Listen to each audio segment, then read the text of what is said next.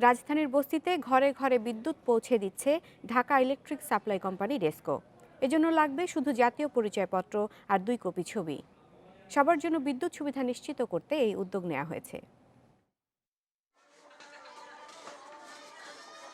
মিরপুরের বাউনিয়ার কলাবাগান বস্তিতে ৭২৩ পরিবারের বাস।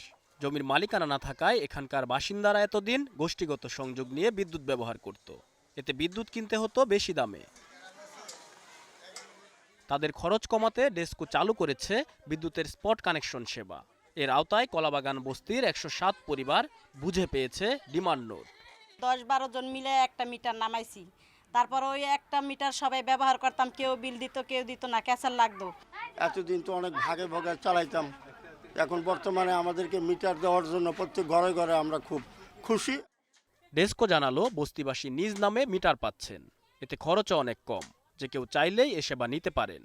এখানে যারা বস্তিবাসী তাদের নিজস্ব জমির কোনো কাগজপত্র ছিল না।